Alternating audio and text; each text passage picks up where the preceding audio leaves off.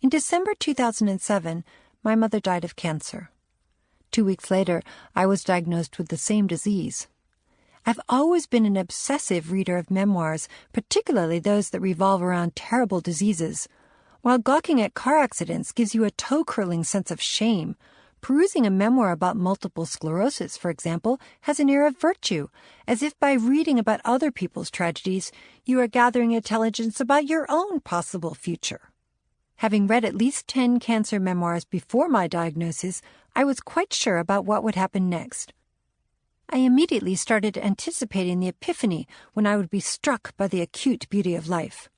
I would see joy in my children's eyes, rather than stark rebellion, eschew caffeine, and simply be, preferably while doing yoga in front of the sunset.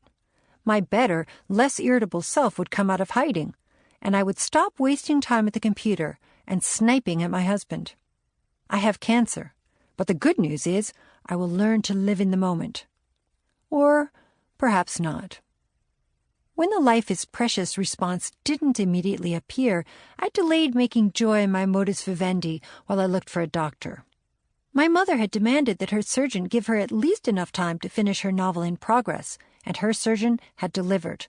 Mom had the copy edits right there in the hospice with her.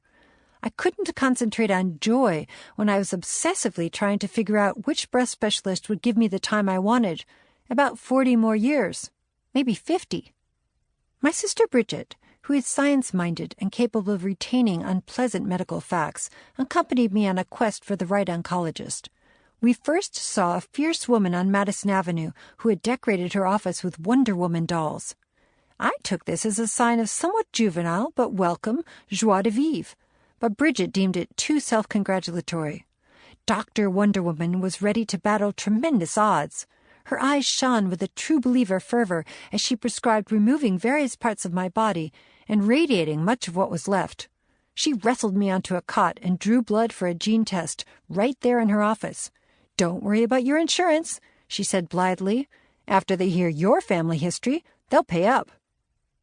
Once I learned that I didn't have the BRCA gene, the one that brands you with a big red C for cancer, I couldn't get myself to go back to her office. For BRCA carriers, Dr. Wonder Woman offered a scorched earth policy and the zeal to fight the good fight.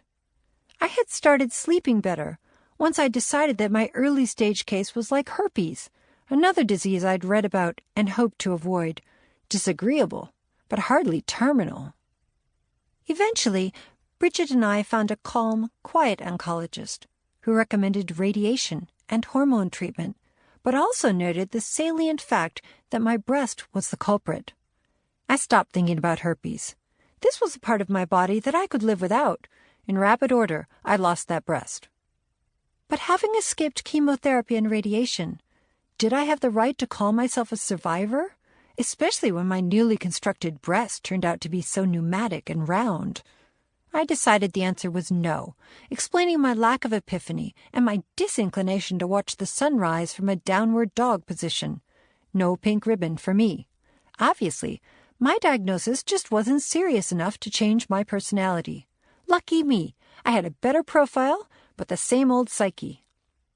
And then, without consciously deciding to, I began to shed my possessions. I started with my books. Since I was 7, I had compulsively collected novels, cataloging them and keeping my favorites close to the door in case of fire.